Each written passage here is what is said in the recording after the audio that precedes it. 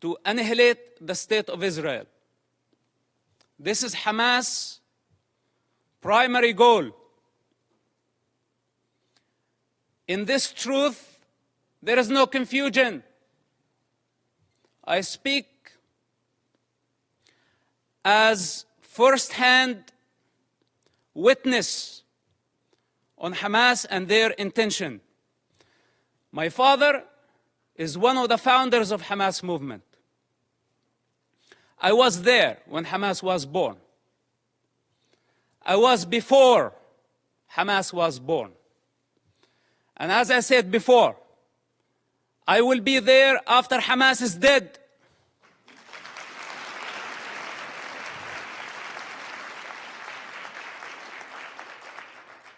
I am not a part of propaganda.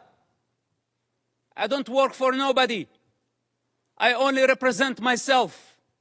And on this authority, I speak. So don't be mistaken. And take my words very carefully. Hamas is committing a crime against this generation and the next generations to come. So blaming Israel is not going to solve the problem. Imagine a 10-year-old child. When I disobeyed Hamas, I was tied up to a post and I was whipped by Hamas top leader. And I don't want to mention his name because he's not worthy.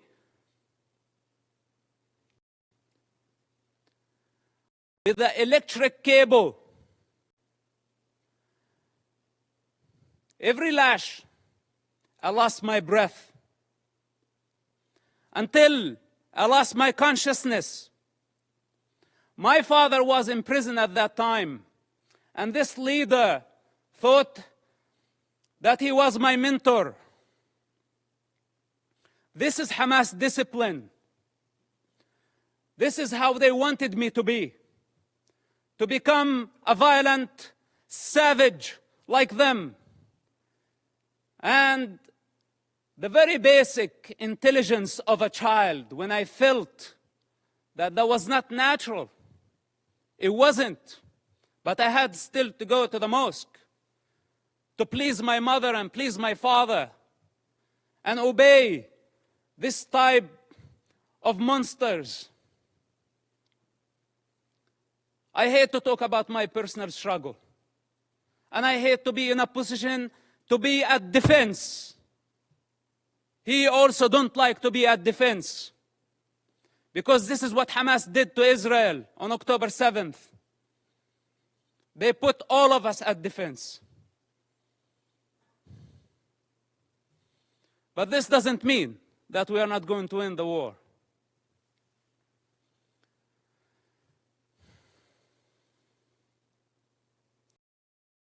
Growing up in that society,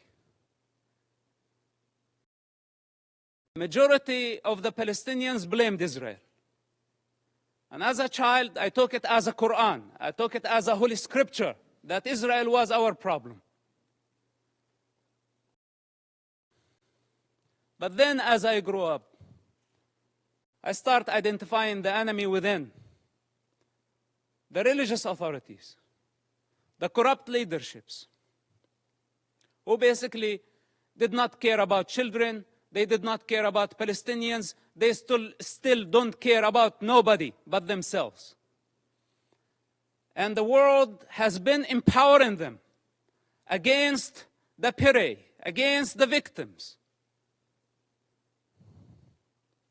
This has to come to an end. Let's put my childhood on the side, because maybe a child does not see things for what they are.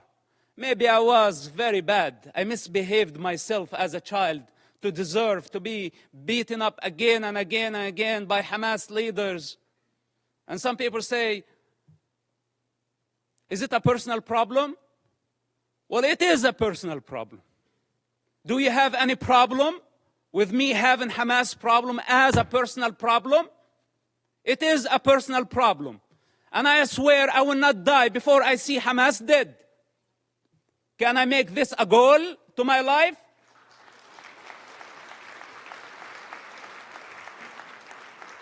You know, unlike many of the leaders who sit here and give Hamas legitimacy by not condemning them, if the entire world stand there and say otherwise, the child witness within will always be there. And nobody can deceive that child anymore.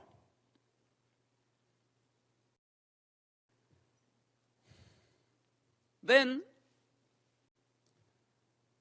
as I grew up, I become the Hamas or the Islamic student movement president in our town. And I became part of the movement. It's just out of the love for my father and our family.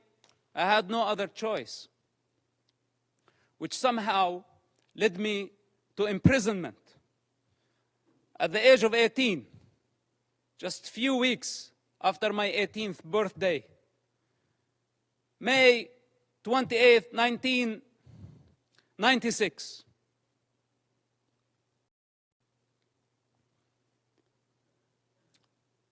My problem was not Israel who arrested me during that experience.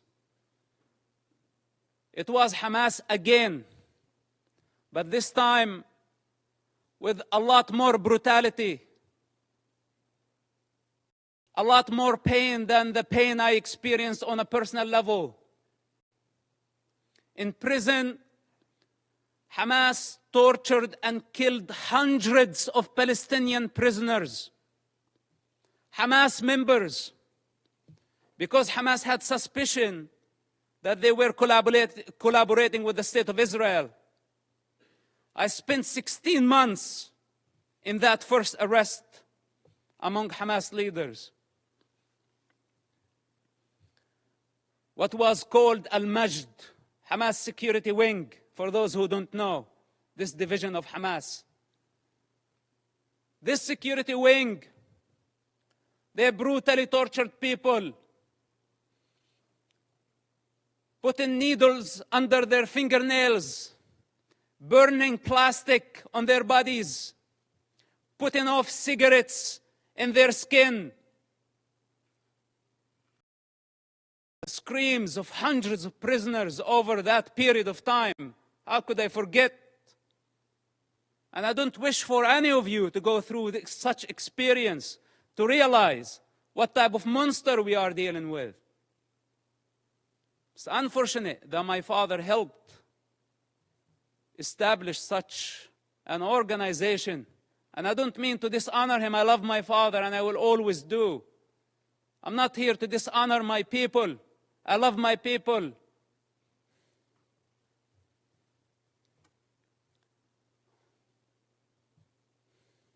But I cannot believe how far Hamas was able to travel in this madness, and we could not stop them.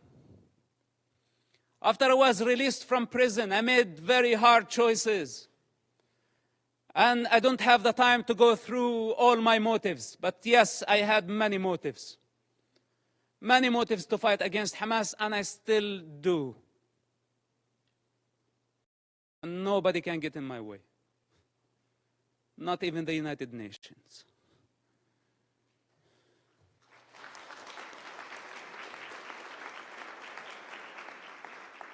So the choices I made were against any rational mind. I ended up working together with the Israeli intelligence for 10 years. We had a common goal. That goal was to stop suicide bombing attacks. Hamas, for those who don't know, or those who have short memory, carried many suicide bombing attacks during the 90s and the early 2000s. Dozens of suicide bombing attacks where a suicide bomber took an explosive built into inside a bus and blew himself up, killing all type of people. Not only Israelis. Americans were killed. Europeans were killed. Other nationalities, including Israeli Arabs, including Muslims. Hamas did not differentiate. Take Hotel Park, for example. On a holiday, on the most sacred Jewish holiday, a suicide bomber go into the dinner, blow himself up, kill more than 30 people. Some Holocaust survivors died in that attack. Dolphinarium, some teenagers having fun at the beach. Hamas suicide bomber killed about 18 and wounded dozens. Look up, see how many buses. It did not stop there. Hamas attacked the Hebrew University. 6 Americans were killed in that attack.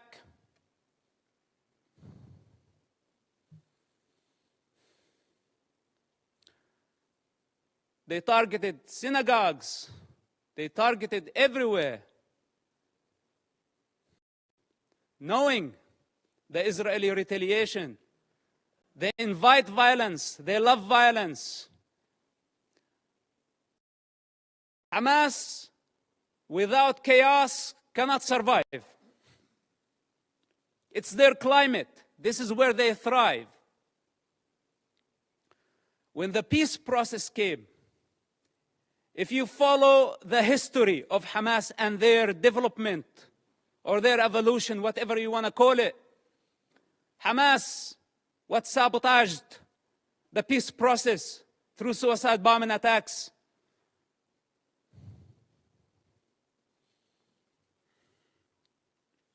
And they don't have a vision. That's the problem.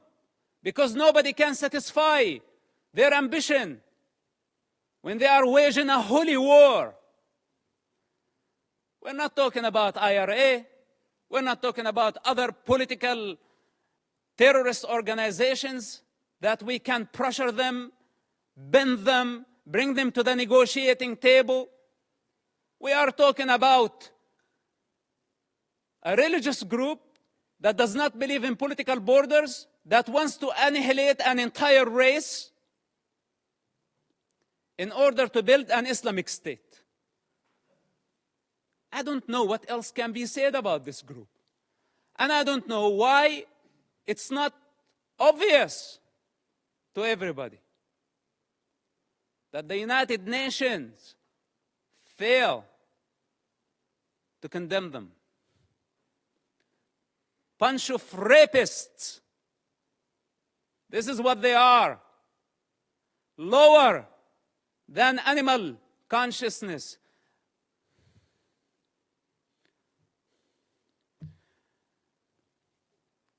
So, I don't speak only on the authority of that child and someone who grew up in the Palestinian territory. I also speak on the authority of someone who has 10 years of experience in a counterterrorism of the Israeli intelligence. It took us 8 years to capture someone by name Ibrahim Hamid. This mass murderer. 8 years he hid in a small town of Ramallah, less than 20,000 people. It took us 8 years to capture him, while he was sending suicide bombers every other day. It was a big nightmare to capture him. And you know now what they are doing? Why the hostage situation that we have in Gaza? They want him. He's on the top of the list to be released. Ibrahim Hamid, remember his name? Look him up. They want mass murderers to go back to the street. And if you ask yourself, the guy that you saw earlier, Yahya Sinwar, with the child and the rifle, this guy was released just recently, part of the prisoner exchange with Israel. when Israel had to release more than 1,000 Hamas members to return one Israeli soldier back to his mother. And Hamas had a taste to that. So they thought this time they can go and bring 200 hostages and more. So they can bring the only true democracy in the Middle East to its knees. This is why it's a very brutal war. For those who are in the intelligence communities, they understand the significance of this. And they know that Israel cannot release more Hamas terrorists. Because this guy, you saw, Yahya Sinwar, he is the mastermind behind the attacks on October 7th. And how can Israel afford, or how can any of you validate or prove the release of mass murderers back to the street so they can carry a lot more terrorist attacks and hijack an entire society, use hundreds of thousands of people as human shields? Is this our way of solving the problem? We need the correct vision. First of all, we need to identify the origins of suffering, where it's coming from. Where does it originate from? We need to identify the disease. Then we can provide the cure. Up to this point, we haven't identified the disease. And for those who know the problem, they don't have the courage to stand and say, we have a problem with Hamas. But most of us have our own calculations. From Russia to China to the rest of the superpowers, given Hamas cover. Hamas gave the attacks on October 7th as a birthday gift to Putin. For those who did not make the connection. And I don't want to go farther. Now nobody's talking about Ukraine, using Hamas as the wild card in the Middle East, igniting a religious war to just divert your attention somewhere else. All those criminals, whether they were high profile or low profile, they are all savages. They are all enemies of children and enemies of humanity. The United Nations and the rest of the international community have empowered con men who used what's so-called Palestinian cause to become richer. They were seeking power and wealth. They did not care about the Palestinian people.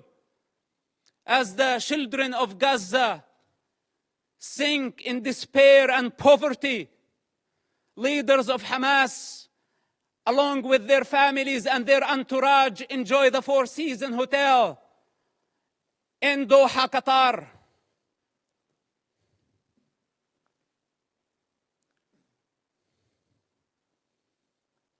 We can continue putting our head in the sand, but then we have escaped our responsibility. I can go on and on for hours, or should I say for 45, 6 years of my life. But I don't have the time. I don't have the time.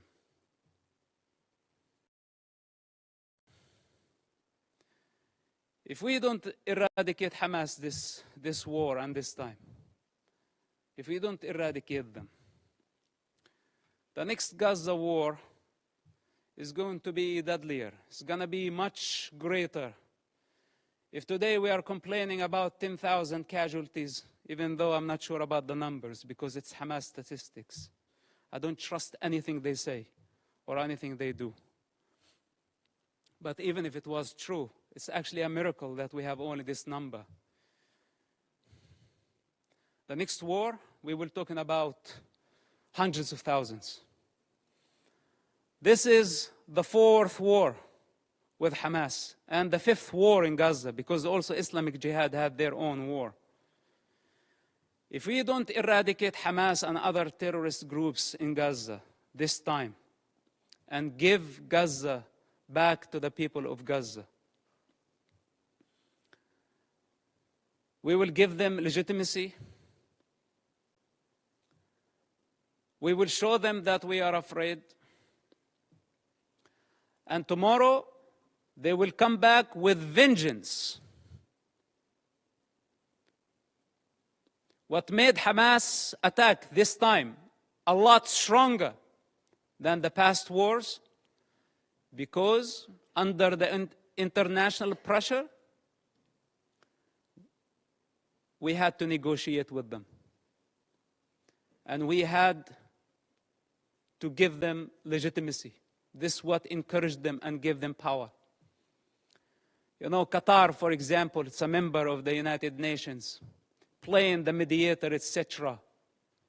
They could have fooled me. They are the ones hosting Hamas.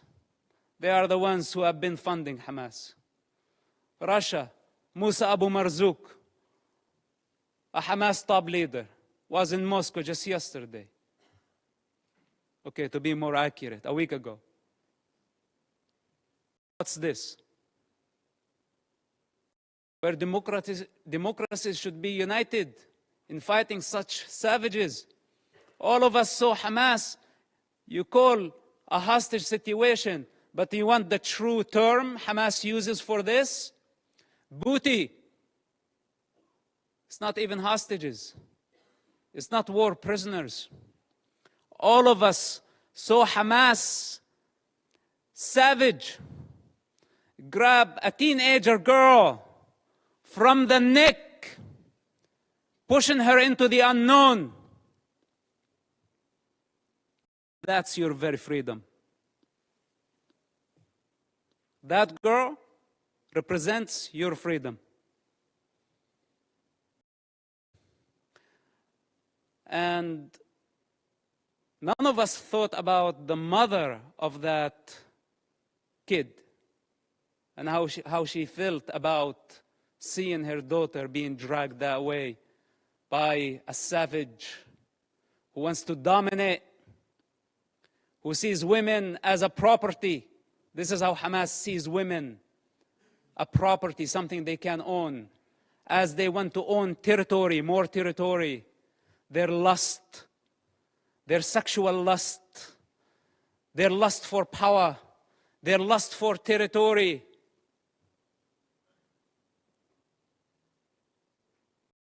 I had to die many times in order to transcend this mentality. So we are talking about a big problem. It's beyond Israel. And here is the danger. And with this, I will conclude. The danger if Israel fail their war in Gaza, which is a brutal war, because if it was open war, Israel would annihilate Hamas in no time, matter of hours, let's say days. Hamas is finished. But since Hamas strategy, it's a strategic thing of Hamas to take human shields. This crime cannot be forgiven. None of us should forgive this crime. Gambling with children's blood for political gain, it doesn't get worse than this. So Israel now got stained by blood. This is what Hamas wanted to happen from day one. They wanted to sacrifice thousands of children so Israel can take the blame. Digging tunnels and bunkers under hospitals, schools, launching missiles. A Hamas misfire, how many people killed at a hospital, and they went so fast to blame Israel, and the rest of the world listened to them and listened to their propaganda. Nobody is concerned to check what is true and what is false. Whatever that serve our political and short-term interest, we go for it. Suicidal, not knowing that we are going against evolution. We are going against the collective consciousness of humanity. We're going against the interest of children, the defenseless children who has no one to speak on their behalf. They don't have the power to discern. And yes, they are dying. But who's causing all this death? Blame is the cheap way. It's the way of the coward. Those who have the courage take responsibility. They don't blame.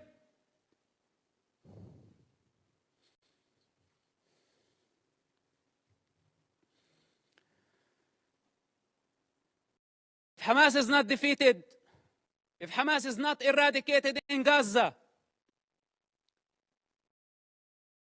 we will set the model.